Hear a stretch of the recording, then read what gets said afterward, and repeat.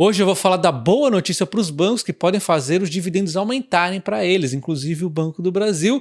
E vou falar também da Caixa Seguridade, que tem novidades em relação ao follow-on que ela vai ter de fazer. Isso vem fazendo aqui uma pressão nas ações. Também uma parte aqui do resultado mensal que ela divulgou, que eu não gostei muito, assim, já vou comentar. Vamos começar, inclusive, com a Caixa Seguridade, tá? Então a Caixa Seguridade informou via fato relevante que a Caixa Econômica Federal, a sua controladora, está dando prosseguimento aqui no follow-on para manter a empresa aqui no novo mercado. É necessário, né? A Caixa Seguridade hoje tem um free float de ações disponíveis no mercado de 17,25 e precisa chegar a 20% ali no ano que vem. Então ela precisa vender mais 2,75% a Caixa Econômica Federal. Não temos certeza se vai ser um follow-on aberto a pessoas físicas, se vai ser fechado ali aos investidores profissionais. E sempre quando tem esses follow-ons surge aquela dúvida, será que a ação vai cair infinito, como aconteceu com a S Brasil ali na época, né? E a resposta nesse caso é não, mas sim tende a ter uma pressão.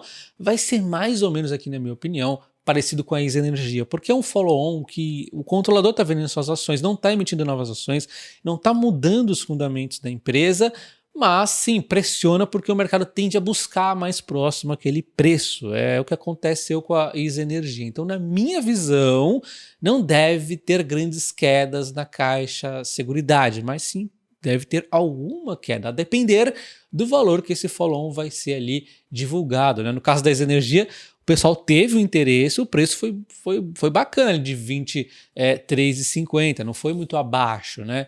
Na Caixa Seguridade a gente vai ter que ver como é que vai ser. Então a Caixa Seguridade desse topo recente ela cai cerca de quase 12% e se tiver o follow-on ela pode cair mais, né? Vir ali buscar um preço próximo do follow-on, mas na minha visão um pouco acima. Então se o follow-on sair ali, vamos supor em 13,50, a ação teria mais um pouco de queda. Vamos ver aqui, ó, 13,50, ela buscaria, sei lá, uns 13,75, alguma coisa do tipo. Seria uma queda de cerca de 6%, que não é muito. Mas talvez o follow-on saia a R$13, por exemplo, alguma coisa do tipo.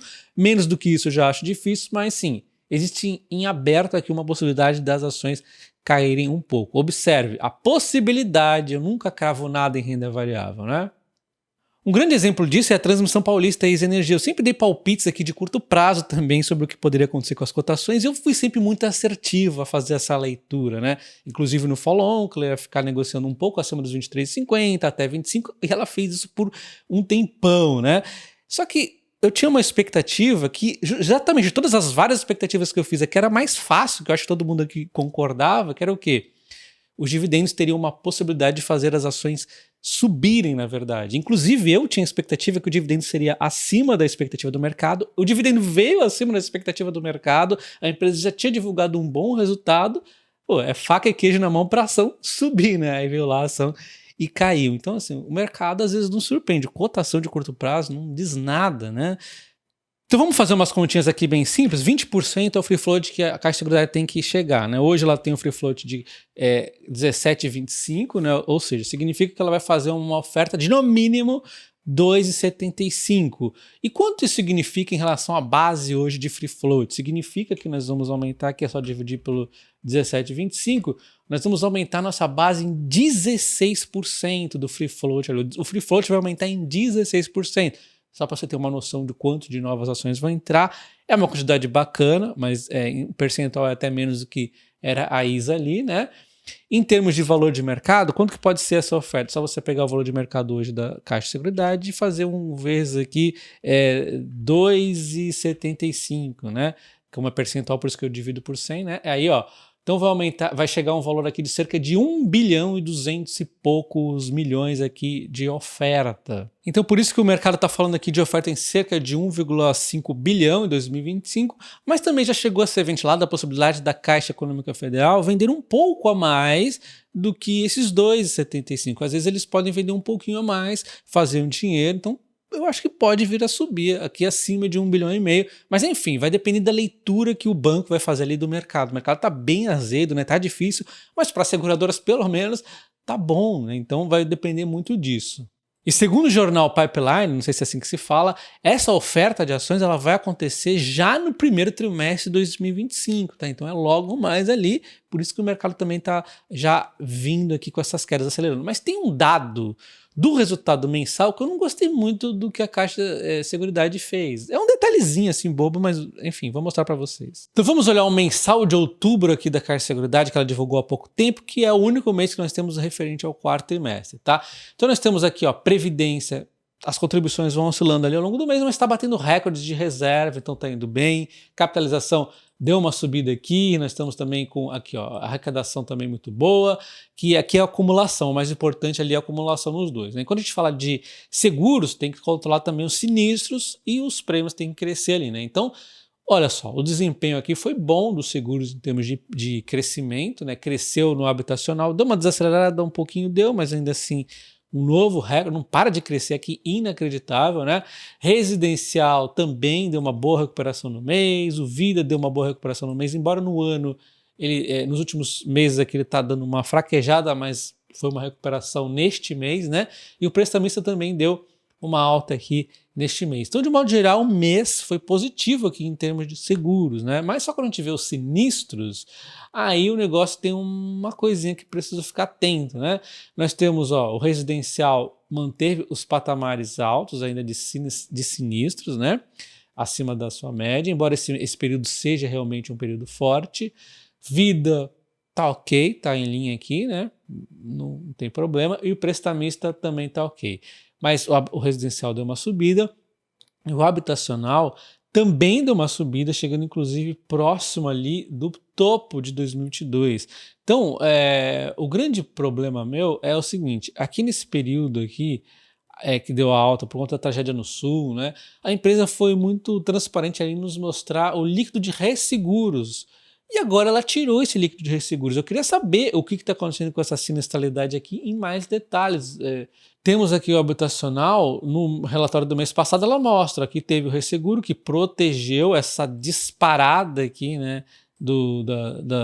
da sinistralidade, né, e ela parou de mostrar. Então, caramba, o habitacional é a parte mais importante aqui da Caixa de Seguridade. Ela fez muito bem em mostrar o líquido do resseguros aqui pra gente no período ruim, né? Mesmo assim, impactou ainda os resultados, mas deu uma segurada ali. E agora que deu uma outra disparada, ela não nos mostrou. Eu senti falta disso. Pelo menos tinha que mostrar aqui por esse ano, pelo menos, né? Ainda mais que deu uma subida nesse mês. Então, não gostei muito disso. Mas tudo bem, é uma crítica pontual, detalhe, tá? Não vamos fazer tempestade num copo d'água, mas assim, isso aqui, vamos supor que continue a subir nos próximos meses, né? É um mau sinal, precisamos de mais detalhes. Tem resseguro, não tem? O que aconteceu aqui? A explicação dela também não foi lá muito boa não, né? Então, é só um detalhezinho mesmo que eu queria pontuar aqui. E agora, falando dos bancos, a boa notícia de hoje ela bate de frente com a notícia ruim, que inclusive o Banco do Brasil já havia comentado ali há um tempinho atrás, né, sobre a impossibilidade de aumentar os dividendos para 2025 por conta do novo nível ali de capital dos bancos, tem o Basileia ali mudando e tudo mais, e isso afetaria aqui o dinheiro que o banco poderia disponibilizar para dividendos, né? E isso pode mudar agora, principalmente em 2025, né? Porque vai ser feito um momento faseado dessa mudança. Então é o seguinte, o Safra acabou de avaliar a decisão positiva do CMN e do Banco Central de adotar um cronograma de transição para incorporar os impactos do capital regulatório. A notícia acabou surpreendendo, pois não havia indícios de que o Banco Central adotaria uma postura mais flexível nesta implementação da Resolução 4966, e eles enxergam o Banco Safra como uma notícia mais positiva para o Banco do Brasil, Bradesco e o Santander, dos bancos que eles cobrem ali, né? E neutra aqui para o Itaú. Mas provavelmente foi boa para outros bancos também, né? Mas dos que eles cobrem, esses três aqui são afetados positivamente. O Banco do Brasil ficou claro, né? Porque o próprio banco já se posicionou que teria um impacto ali inicialmente nos dividendos, né?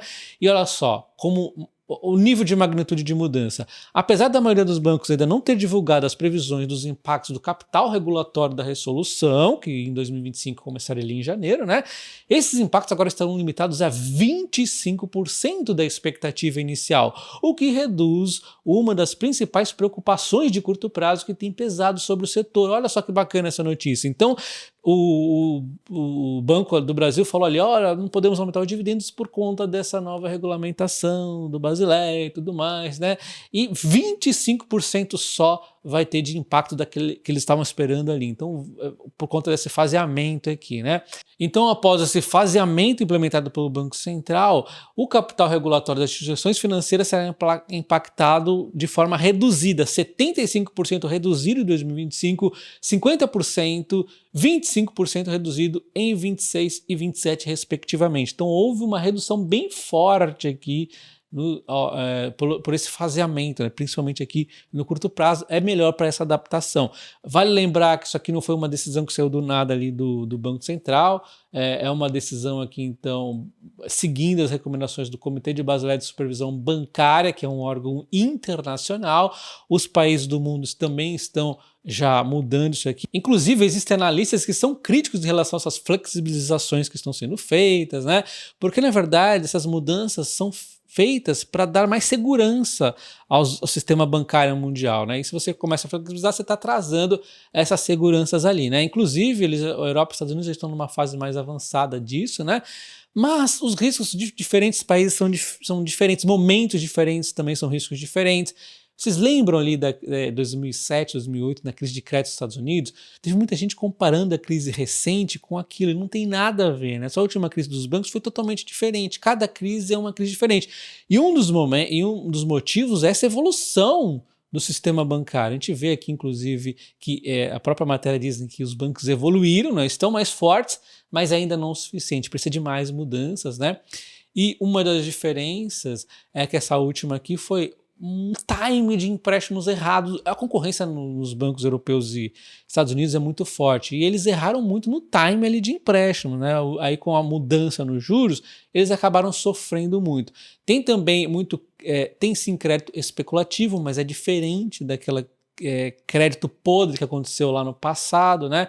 Aqui no Brasil temos inadimplências altas muitas vezes, mas também é diferente de um crédito podre, como aconteceu lá na crise imobiliária, que emprestava-se para todo mundo e tudo parecia maravilhoso até que estourou a bolha. Aqui não é bolha, aqui realmente é inadimplência acontecendo. Então, são coisas diferentes, né? A inadimplência no Brasil já é meio que característica, né? Sempre acontece, os bancos têm que ser muito cautelosos. Eles normalmente são cautelosos, e inclusive para cobrir aí que essas inadimplências altas eles têm que cobrar juros maiores, né? Então os bancos aqui já estão vacinados, mas ainda assim essa mudança no índice Basileia é para fortalecer ainda mais o sistema bancário. Mas a depender de como o Basileia vai afetar cada um dos bancos, eles precisam nos dar estimativas ainda, né? Eles estão ali calculando, isso acaba impactando o dividendo ali num primeiro momento, né? E aí a boa notícia nesse sentido de dividendos é que não vai ter um impacto 100% de uma vez, e sim 25%, depois no ano seguinte 50%, depois no outro ano 75%, para finalmente chegar ao 100%. Então é uma notícia positiva em relação aos dividendos, por isso que tem essa relação aqui